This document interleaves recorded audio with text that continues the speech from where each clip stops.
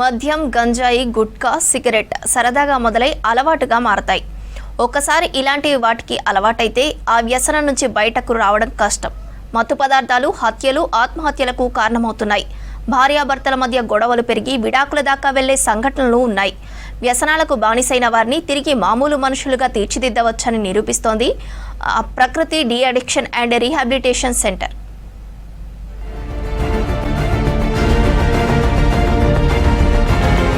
De addiction rehabilitation centre ఎందరినో రకరకాల వ్యసనాల నుంచి బయటపడేస్తుంది. కరీంనగర్ జిల్లా కేంద్రంలోని అశోక్ నగర్లో ఈ సెంటర్ ఉంది. ప్రకృతి ఎన్జిఓ ఆధ్వర్యంలో ఈ సెంటర్ను నిర్వహిస్తున్నారు. తాగుడుకు బానిసై ఇంట్లో వాళ్లకు తలనొప్పిగా మారిన ఎందరో ఇక్కడ చేరుతున్నారు. అలాంటి వారికి మానసిక, శారీరక చికిత్స అందించడంతో పాటు వారిని తిరిగి మద్యం జోలికి వెళ్లకుండా సైకాలజిస్టులు వారి ఆలోచనల్లో మార్పు తెస్తారు. గంజాయి అలవాటు మనుషుల్లో నేరపూరిత ఆలోచనలు పెంచుతోంది. ఇలాంటి మహమ్మారి బారిన పడిన వారు ఇక్కడికి వచ్చి చికిత్స తీసుకుంటే పూర్తిగా నయమవుతోందన్నారు సైకాలజిస్ట్ డాక్టర్ నాగేశ్వర్. ఆర్థిక సమస్యలతో కొట్టుమిట్టాడుతున్నటువంటి పరిస్థితులలో ఆ యొక్క బాధను మర్చిపోవడానికి ఆల్కహాల్ అనే సబ్స్టెన్స్ని వాళ్ళు ఆశ్రయిస్తుంటారు. ముందుగా అది ఒక చాయిస్గా మొదలైన క్రమక్రమంగా అది వ్యసనంగా మారుతూ ఉంది. ఆ వ్యసనంగా మారిన క్రమం లోపల వారి ఆరోగ్యం పాడవుతున్నటువంటి విషయాన్ని కూడా వారు మర్చిపోతూ ఉంటారు. మర్చిపోయేదంలో వాళ్ళ ఆర్గాన్స్ అన్ని, అవయవాలన్నీ, ముఖ్యంగా లివర్ దీంతో డైరెక్ట్గా చాలా ఎఫెక్ట్ అయ్యి చాలా డిసీజ్గా జరుగుతుంది. అలాంటి పరిస్థితుల్లో వాళ్ళు ఇక్కడికి వచ్చిన తర్వాత ఫస్ట్ వాళ్ళని మేము వెంటిలేట్ చేస్తాం. వెంటిలేట్ అంటే ముందుగా వాళ్ళ లోపల ఉన్నటువంటి స్టిగ్మా అంతా తీసేసి, సమాజం అప్పటికే వారిని కుటుంబం కానీ, రిలేటివ్స్ కానీ, స్నేహితులు కానీ వాళ్ళని ఒక పరాయి వాళ్ళలాగా చూసే, స్ట్రేంజర్స్గా చూసే పరిస్థితికి వచ్చేస్తుంది. మద్యం అలవాటు స్నేహితుల నుంచో బంధువుల నుంచో మొదలవుతుంది. మందు తాగకుంటే ఉండలేని స్థితికి మనిషిని దిగజారుస్తోంది. మద్యం కోసం కావలసిన డబ్బులకు ఇంట్లో వాళ్ళని బెదిరించడం, కొట్టడం లాంటి దుశ్చర్యలకు దిగుతారు. గతంలో పనిచేస్తున్న పనిని మానేసి జులాయిగా తిరగడం, తాగి రోడ్లపైన పడిపోవడం, భార్య పిల్లలను పట్టించుకోకపోవడం వంటి పరిస్థితులు వస్తాయి. గంజాయి సేవించిన వారు మత్తులో ఏం చేస్తున్నారో తెలియని విధంగా ప్రవర్తిస్తారు. పరిస్థితి నాకే తెలియనటువంటి పరిస్థితుల్లో నేను వచ్చిన, అంటే డైలీ నేను ఒక 600-700 కళ్ళు తాగేవాడిని. అయితే ఆ కళ్ళు తాగడం వల్ల అన్నం తినకపోయేటోని కాదు, నిద్రపోయేటోని కాదు. తెల్లారులేస్తేనే మళ్ళీ మందు కావాలనే అటువంటి కోరికలు ఉండేది. దాంట్లో ఇంట్లో చిన్న చిన్న గొడవలు అయ్యేటి, కొట్టేదాకా కూడా పోయేది. తర్వాత నా కొడుకులు తీసుకొచ్చి ఆపేది. నాకు 2 బాబులు. ఆ మందుకు బాగా బానిసన అయిపోయినా. ఇక్కడికి వచ్చిన తర్వాతనైతే మంచి సేఫ్గా ఉంటాను. సార్ గారు మంచి కౌన్సిలింగ్ ఇస్తాడు. ఆ తర్వాత మందులు కూడా బాగానే ఉంటాయి, ట్రీట్మెంట్ కూడా బాగానే ఉంటుంది. భార్య మిస్సెస్ లేరండి, ఇక్కడ మ్యారేజ్ డివైడ్స్ అయిపోయాను. దీనివల్ల కొద్దిగా మద్యం వలన బాగా అలవాటు అవుతాం.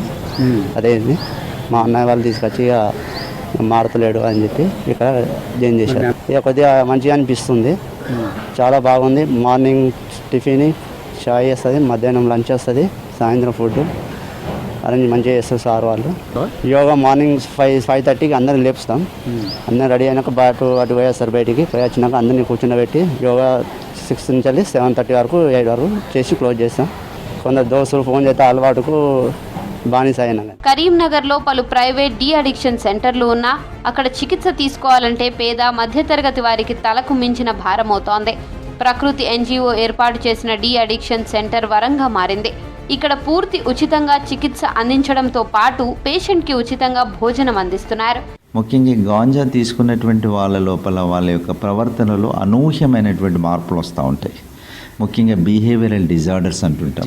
మీ పిల్లలు కానీ, మీ భర్తలు కానీ ఎవరైనా కూడా 100%గా ఈ చికిత్స ఏదైతే ఇక్కడ ప్రకృతిలో అందిస్తుంది, దీంట్లో 2 రకాల చికిత్సలు ఉంటాయి. ఒకటి మెడిటేషన్ పార్ట్ అనేది సైకియాట్రిస్ట్, డ్యూటీ మెడికల్ ఆఫీసర్స్ చూస్తారు. తర్వాత 80% అంతా meditation and this interventional behavioural therapy.